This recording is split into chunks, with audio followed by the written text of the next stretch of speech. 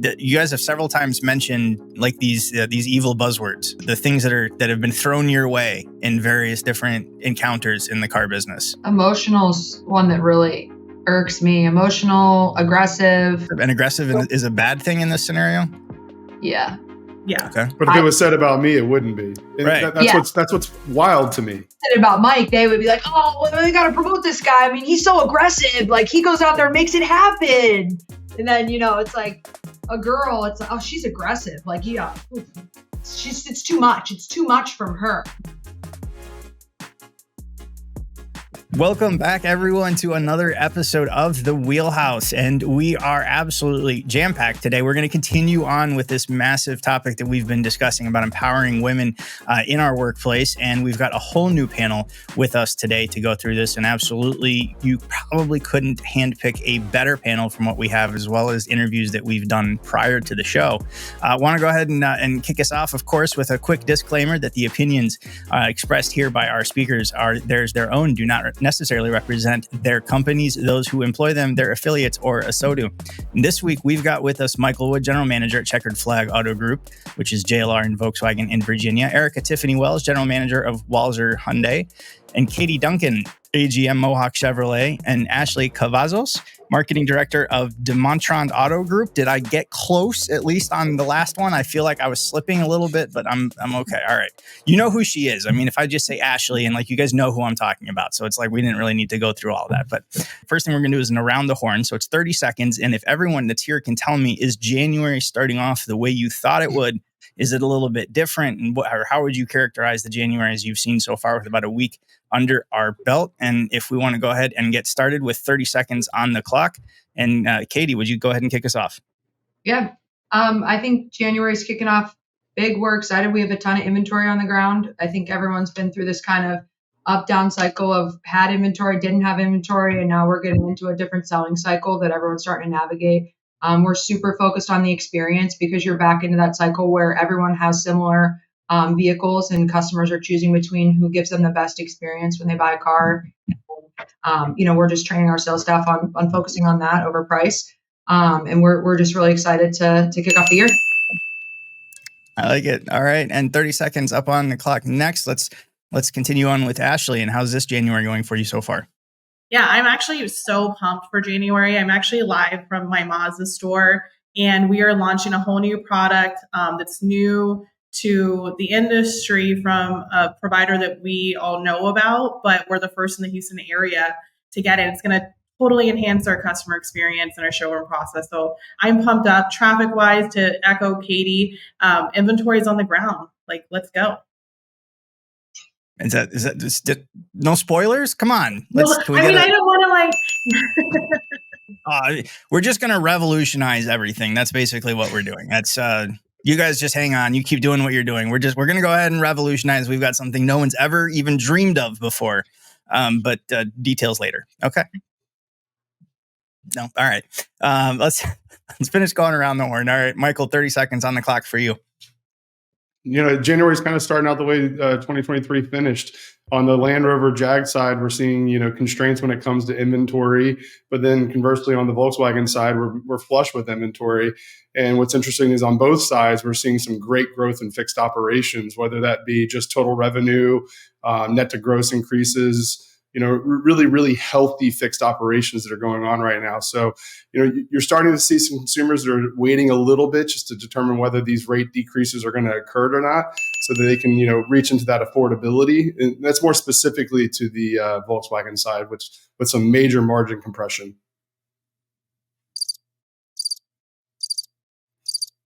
Oh, okay.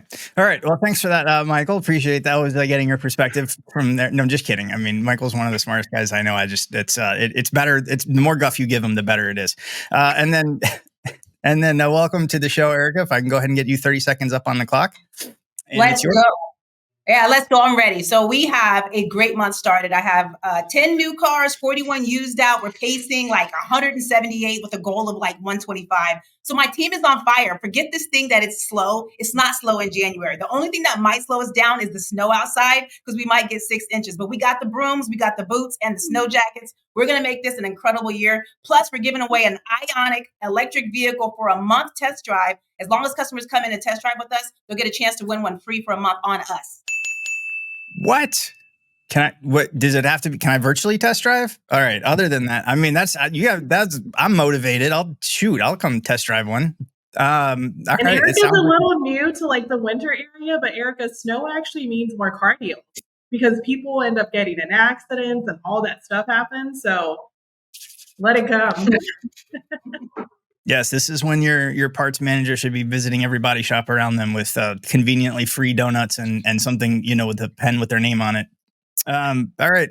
So let's go ahead and dive in. If we want to get queued up our first segment, we're going back to Tianna Mick and talking a little bit about why more women aren't drawn to automotive currently. Because they're focusing on picking up the kids, picking up the dogs, getting everybody ready for the day. So I think that really holds us back too, is just, these times that are, bell to bells and you're not being able to see your family, and that affects guys too. But unfortunately in society, women take on those more family responsible roles, so they're just automatically held back at a more higher level than men.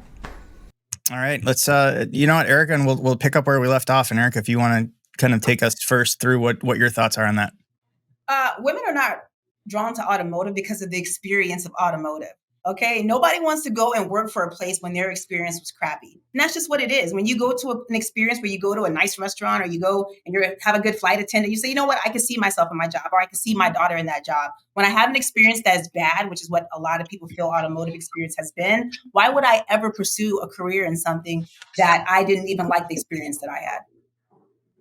Yeah, that's actually interesting. Erikka, Bruno, who brought up on the previous episode, to echo exactly what you're saying. If you want to make your dealership needs to be a place where your team members want to go. If it's a place where you want your clients to go, if people want to think about that's where I'm going to go to get my oil changed, do you want them to think about that happily and wanting to do that? Then you need to be doing that with your team also. Katie, Michael, Ashley, anybody else? I think on last week's session, I was on it as well, that someone mentioned, I don't remember who it was, that something really stuck with me was that if people don't see themselves in your dealership, they're not going to want to work there. And that really hit me. And we've had, I think 2 or 3 people in our sales department that actually bought cars here and then applied here that were women. And that makes me proud because, they see women in management roles and leadership roles, and they probably see, hey, I might be able to move up here. This might be somewhere that I can start here and work my way through the tree and get promoted and do these things. And I've never thought about it that way until someone said it on the last Wheelhouse we did, but that really hit me in the face. Like, wow, that makes sense. You don't go somewhere if you don't see people like you. And that's in all, any type of having diversity in your dealership, it makes a lot of sense. And I think that's important to know. So yeah, I think schedules. Oh, go ahead. I'm sorry. I was just going to say also the transparency of that career path, right? To kind of Tianna's point and what we talked about what y'all talked about in the previous session, but what is that career path? And am I being paid and have the exact same opportunity as my male peers or my, depending on your diversity, right? Like if I'm a woman of color, what does that look like for me? Am I going to get seen? Do I have somebody that's going to be in my box? Because most of the time there isn't. But what is that experience going to be like from the beginning as a customer? What are the conversations being had on the showroom floor? Because you're hearing everything as a woman, right? When you're in there, and is this a place I'm going to feel comfortable working at? What are people talking about? What's that culture like? Yeah, and I think schedules have a lot to do with it as well. I mean, traditionally speaking, people come into the auto industry and they're used to having to work 55, 60, 65 hours a week, and we just accept it. It's just that's the status quo, and let's just keep moving forward with it. And it's almost the definition of insanity. We continue to do the same thing over and over again, expecting that, 2024, that's going to be the year that the women want to enter the automotive industry, let alone us not just trying to do something different. We have a 44-hour work week here at Checkered Flag, and I'm really, really strong on that. I look at my staff's time. I make sure that if they're getting to that point, we have a conversation like, hey, why did you work 55 hours last week? What are we doing to fail you that's requiring you to feel as if you have to stay here? And I think that that's one of the things we've got to focus on. We've got to make sure that people feel that they have the ability to come into our industry and not be, fully married to just the industry. Well, I mean, that sort of happens with retail, right? I mean, what the traditional would be, right, is like, well, if I'm sitting there and you're asking why did I work 55 hours, I had to come in because I had a delivery. Yeah. So are you telling me that you have a system set up where that everyone is guaranteed their time off and no one will be penalized for delivery, but the other person also gets compensated? You know what I mean? Like, it's interesting. It's great to talk about schedules. I think the best thing we can hope for in automotive is to be flexible in our scheduling, right? But it's at the end of the yeah. Go ahead. No, say to add to Wood's point, along with schedule is pay. One thing that Walser did really well is offer a compensation plan that is heavily on the salary. And so to give some people an opportunity to say, hey, commission scares people. It scares everybody, men, women, it doesn't matter. But if you don't know what that income is going to look like consistently and you're trying to support your lifestyle, it's hard. So flexible schedules, flexible pay. And benefits and even looking at your days off or your holidays. Like if you're in a state that's open 7 days a week, is that necessary? I have some good friends at Hello Auto Group in California. California is a 7-day auto dealership work week, right? But they are shut down on Sundays because they wanted to give everybody that day of rest. And are they losing out on business on that? No, because the customer's still going to come in and buy on Monday. The same goes for your holidays. I was really excited when I joined DeMontrond and we were going through the holidays and we were closed on New Year's Day. You have Sunday and Monday. That's a huge deal for the families in your team to have. So looking at those things and making sure. Yeah, no, you can finish that. No, that's just Nathan. I always just say that's Nathan running over you with a 10-speed bike, but you don't have to. It doesn't. You finish your thought. It was just being cognizant of those things, right? Family time, that's what matters, especially as you're trying to get new recruits. If I'm looking at a younger generation of a woman, they're not wanting to live to work. They want to work to live. So are we accommodating, and not just women, but really the generation, but when you think about women in that sense, that's what they're looking for. They don't want to do the bell-to-bell deal. Great feedback, though, from everybody. And we're going to roll on here with Ashley Kilbarger, who is, if you don't know, just one of the best, down-to-earth, incredibly talented, very kind, very bright person. And she's going to walk us through kind of the one thing in automotive that holds back women from her point of view. After being in automotive for so long, I feel like after all the things that happened, kind of get to a place where you stop asking. You get tired of being told no or not being taken seriously. And it's because the automotive industry resists change at all costs, I feel like. When you need to be forward thinking and pushing your brand or your store forward, a lot of times you're told, oh, we've tried that, or that's never going to work because that's not how we do things. Going into 2024 and everything that's happening in the automotive industry, I feel like a lot of dealerships are going to be left behind who aren't changing in that aspect and putting new leaders in place that aren't doing things the way it's always been done. They're going to be left behind. I would say if you don't have females in your dealership, you need to hire some now. Well, one I can relate to is finding where you are and being told no. I remember when I was a sales manager and I said, I want to be a GM. I want to be a GSM. And my GM at the time was like, well, you have to go to finance school first. Like there was a path that he said I had to do. So I said, okay, well, I want to go to finance school. And I kept begging, when are you going to send me? Well, it's expensive and it's in Deerfield and all these things. He kept putting these obstacles in place. And then finally, someone was fired and then I got promoted, right? And I call it a fire motion because you really didn't get promoted. Someone got let go and they're like, hey, you can fill this space in. And guess what? When I got put in the box, all of a sudden I didn't need to go to finance school. So now I'm like, I actually want to go to training. And you're telling me you don't need that. No one needs finance school anyway. And it's just mind blowing that there's not this career path where it's the same for everybody. Because I say, well, if I'm not ready, how is he ready? What did he do to get to that next level? And what do I need to do to make sure that I'm ready? So what ends up happening is you end up having to be an advocate for yourself all the time, and that you have to continuously put out there to everyone involved who I am, what I'm looking for, and where I plan to be, and then push them to the edge that if I don't have it in this time frame, I'm not staying. And that's okay, because there's plenty of people looking for talented people in this industry. Yeah, absolutely. And it's right. And let's take the time first and to point out that being, like you said, self-advocacy, that's not showing off. That's not boasting. That's not bragging. It's not gloating. Self-advocacy is a skill that needs to be learned in business and certainly in the dealership world. And there's nothing, and there's so I think sometimes people look at that and go, it's not me. I don't want to be talking. I'm not trying to be boastful. That's not. No. That's what you're talking about, is advocating for yourself and what you can do in the organization that you're in. I think one of the things that Ashley brought up too is like, if you're afraid, you get to the point where you just don't ask anymore. I mean, that's a scary place to be.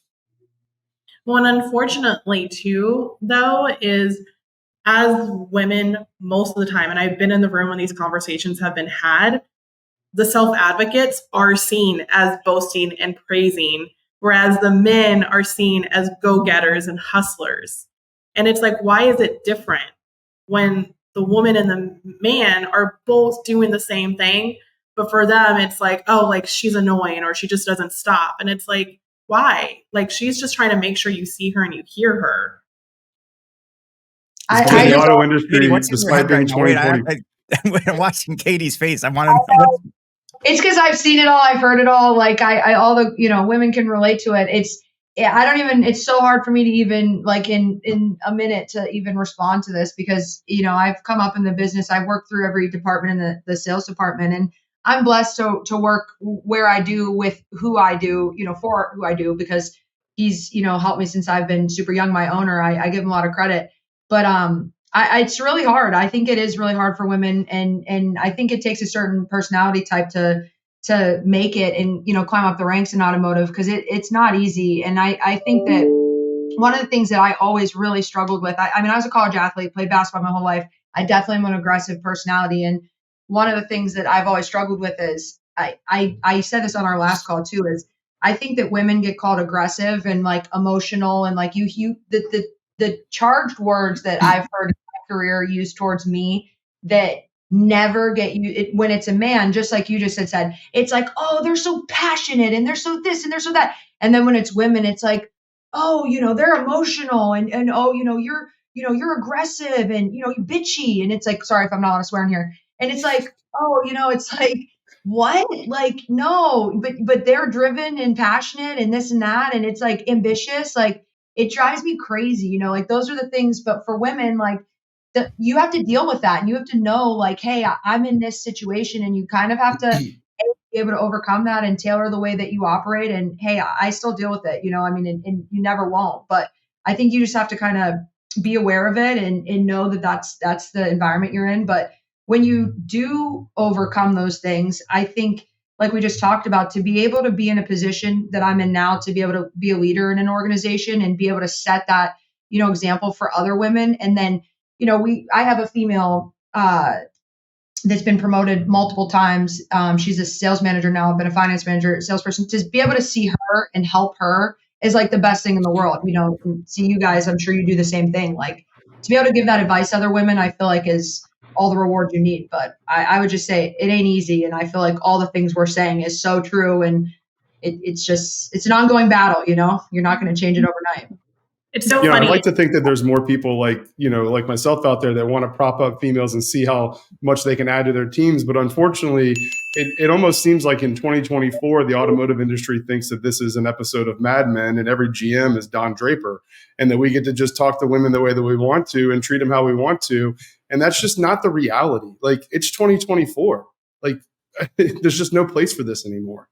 Right. Well, have y'all seen the Barbie movie? Like, I don't know if y'all did, but there was one moment in there where Erikka Tiffani just goes into this rant, and I'm like, yes, like, and it's talking about how exhausting it is to be a woman. And it's like so many women related to that one segment of what she said, but it's like, you can never be rude. You can never show off. You can't fail, but you have to stay in line. And it's just like, it's so hard to be a woman. And it's so true, because we have to constantly think about what is our perception. And let me tell you, it's even harder as a woman of color to do that as well, because you're constantly aware of like, is my accent too strong? Should I say that word with Americanized, or can I use my Mexican accent because somebody makes a comment? Or it wasn't even at one point where I was like so cautious to like bring my culture. And I used to like wear the red lipstick and have the big earrings and all of that stuff. And I was like, nope, let me scale it back, because these people around me aren't really used to that in the dealership.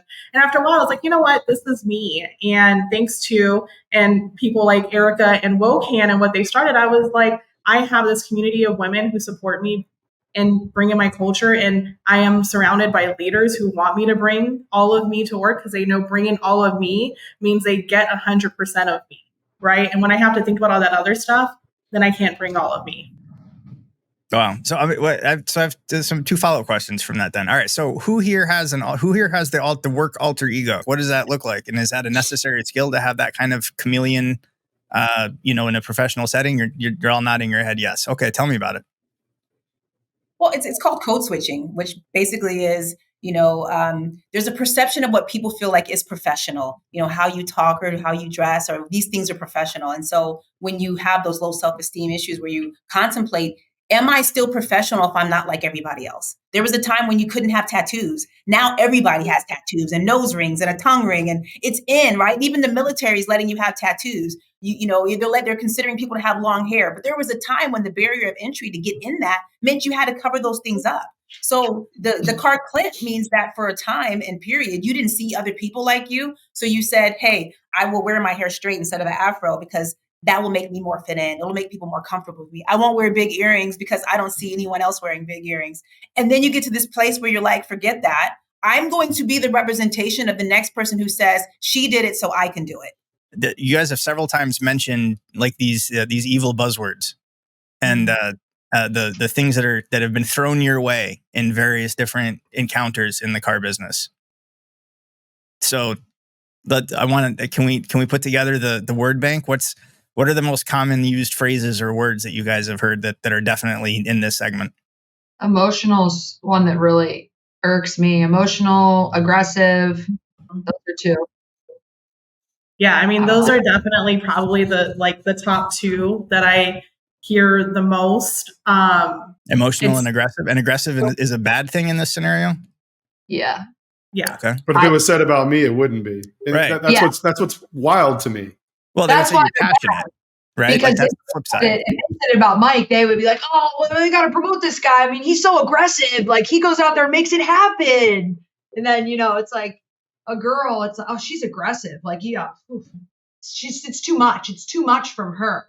It's like it's funny. Like I always give my dad's a college football coach, and it's so funny. He has 2 daughters, and people always used to ask him like about having daughters. Did you wish you had sons and stuff? And it's just so funny. Like hearing like his perspective raising 2 daughters, like he always picks, like I tell him about work, like I think he wishes he could work in the car industry. He loves the car industry. He thinks it's like this amazing thing, like hearing like what I say and stuff. But like when I tell him about stuff that happens or through my travels, and he'll pick those words out, because he deals with men all the time. He's a football coach, and he's one of the people that brought my attention to it because I never used to think anything of it. Like it was just the usual to me. And he, throughout my travels and years in the industry, has been like, geez, like, can you imagine, like, they said that to you, but didn't say it to a guy. Like, and I never even used to realize it. And it's so funny. Now I'm super attentive to it. And I try to pay a lot of attention to my management team and work, because we have a lot of women that work here. Be very careful about what we say to them, just so that I don't ever do that to another girl, because I know you can hear me. I'm charged right now. Like, I hate that. It drives me crazy.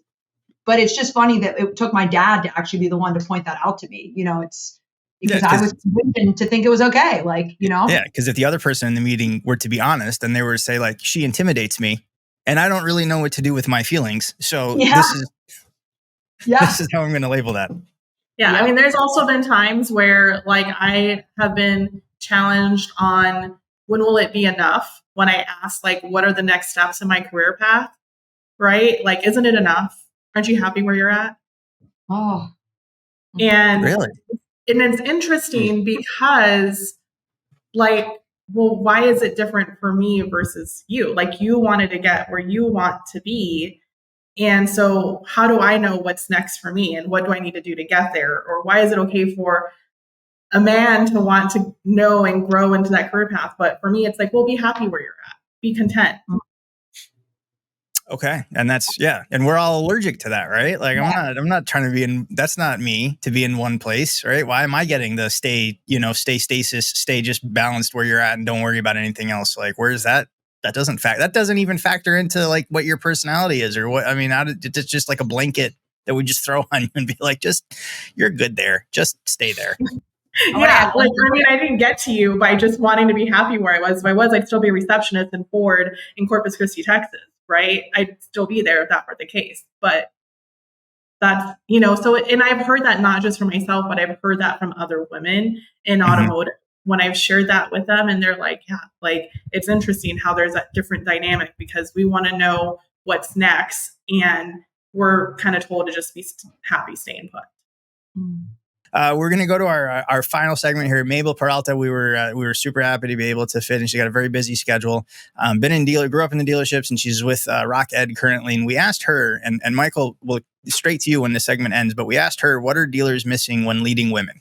And I'm not asking for you to, give a bouquet of roses and give me a hug every day, but a little bit of compassion and empathy goes a long way. And, there are some really good dealers out there that lead with compassion and lead with empathy, but they're stern, right? Because just because you lead with one of those two things doesn't mean you're weak. No. But when you lead with compassion, you lead with empathy, it goes a long way because your people want to work for you and your people want to do the most they can for you. And that's what you want at the end of the day. You want to be at a dealership where the culture is so good that people want to work for you and go above and beyond. I love everything that she just said. I mean, that aligns with exactly how I look at running my two dealerships, is that I look at my client or my customer base being my employees, and I'm constantly looking at the barometer and saying, are they happy? Are they doing the discretionary effort things that I want from them? And that's only going to happen when they feel that they have my full support. So what she just said completely resonates with how I like to run my store.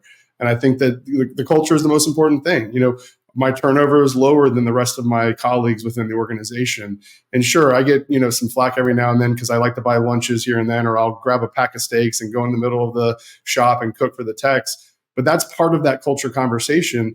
It's just a small part of it. The bigger part of it is, I have 50%, we talked about this before, 50% of my sales management staff.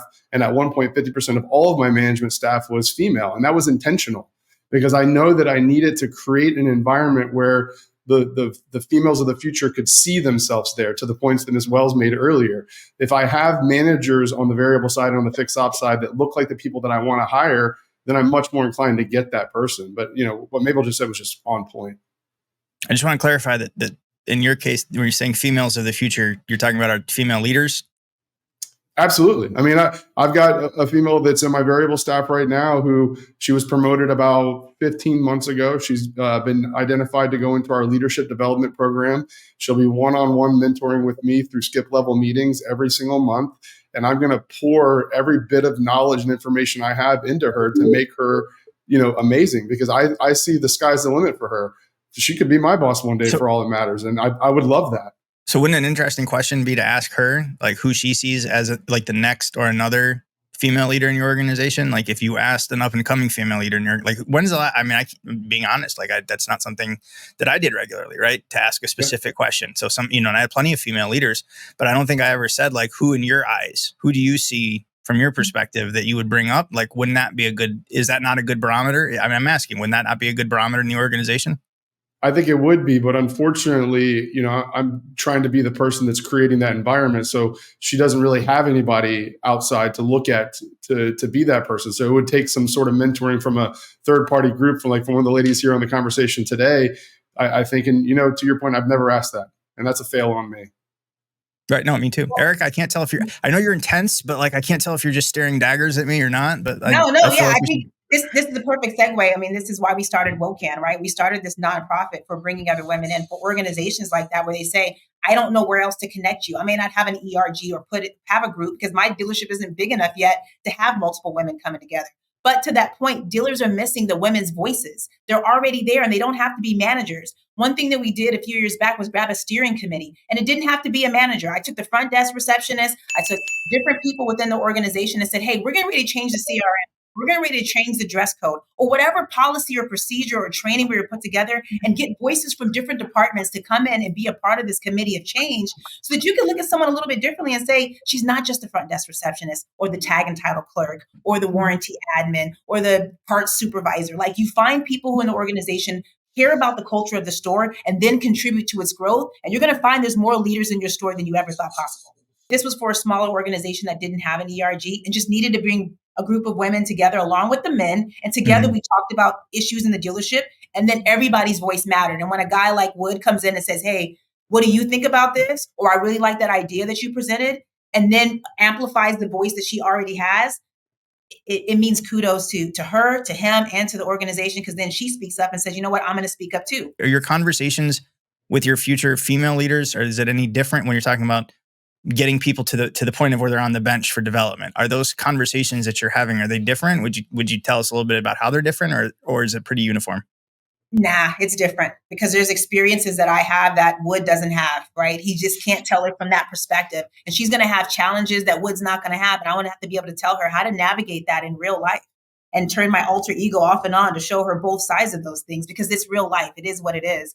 And so when she can relate to me and say, I understand because I've been there and I hear you and what you're saying, I can validate her concern. So she's not being emotional or bitchy or aggressive, that everything that you're feeling is real. Then she says, this makes sense to me now. And now you have someone you can talk to on the phone. So my coaching style is different, no different than you would coach a guy a little bit differently. You coach a woman a little bit differently. So when she has someone she can relate to, it makes sense. Yeah, I mean that's awesome, and I think most of the at least from my experience, the bitchiest people in dealerships haven't ever been women. I'm just throwing that out there from just my experience. Could just be my experience. I don't know. Let me add one thing real quick. One thing I do tell my women leaders is about having their receipts. It's something we got from Olabisi from Hyundai, is having your receipts. So you'd be surprised. You can ask someone, let's say Duncan, and say, hey, what have you done for your dealership? And she'll talk about all the accolades that the dealership did. We're number one in this and we did that. I'm like, no, wait, how did you specifically, Duncan, help that? And a lot of times they can't process it because they go, I don't know how to verbalize that. But if you actually dig deep with her and she shows her receipts, she's going to be like, well, you know what? I did come up with this program. And hey, I did help invest in this, and this was my idea. And she starts to get those receipts and says, actually, I am a valuable part of this dealership succession, and that these numbers actually represent things that I contributed to. If somebody's watching and listening to this and they say, like, how do I get to be a Katie, or how do I get to be an Ashley, or how do I get to be an Erikka, right? And it's like, I'm sure you get asked that every once in a while. To somebody to say now, who's starting their journey now, whereas you started yours previously, somebody who's starting now saying, I want to get to at least where you are. What's the most important thing that I can keep in my tools to help me get there? I think it does start with having those connections with your community. And we talk about this, like the ASOTU Con collaboration critical, and the guys love it. Cause I'm like, I always put out there, but it is so critical to have collaboration with people in the industry. Erikka and I connected before, she even came to Walser, and we collaborated on things. Now we're on, we serve WOCAN together. By the way, how to become part of WOCAN, if you want to learn more, WOCAutonetwork.com. We'll take you to our homepage. There's a membership page there that you can learn. Also, allies. We do connect with our allies, and there's a lot of opportunity there for them to just join the conversations with us, for men and women.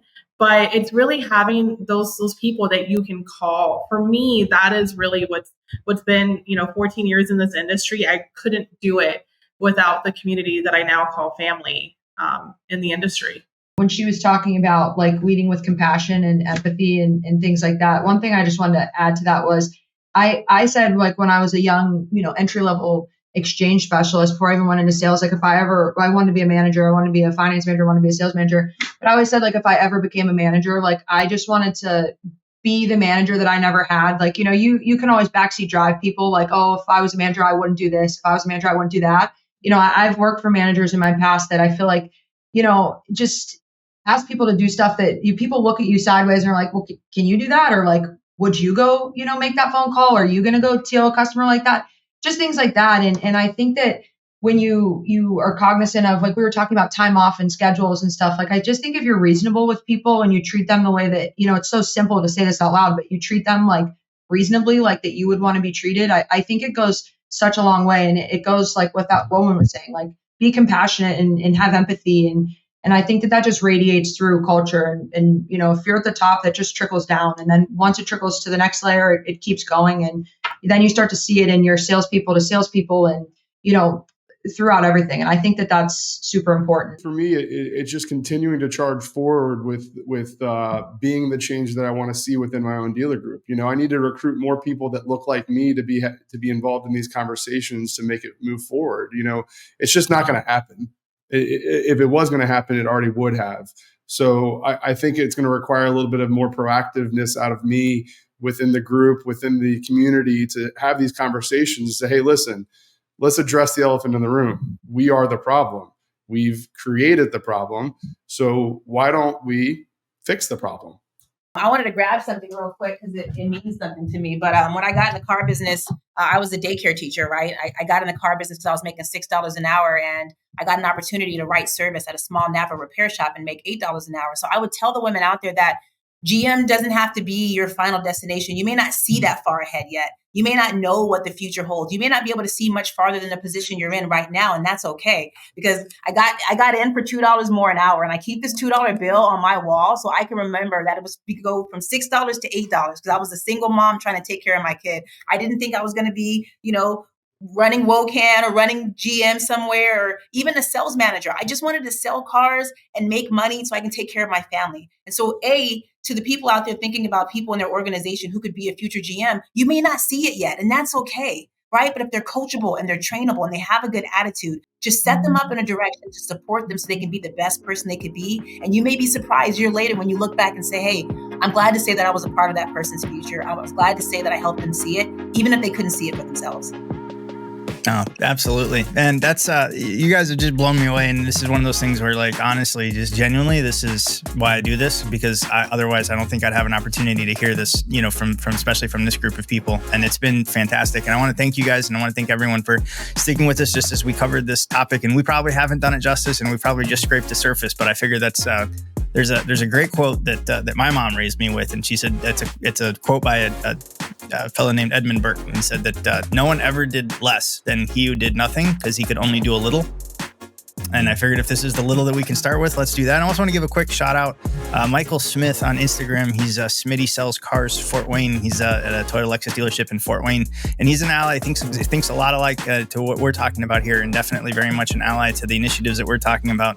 And he reached out on Instagram to give us some well wishes and some pointers, and I really appreciate that. And of course, you can all feel free to do that and give us feedback and let us know what direction we need to be going and who else we need to be talking to, and whose voices are the ones that we need to be hearing. And we will make sure that we continue to be at least the medium-sized megaphone for voices that need to be heard in the automotive industry. I'll go ahead and thank everybody for that, and we'll see everybody another 2 weeks here on The Wheelhouse. Thanks much.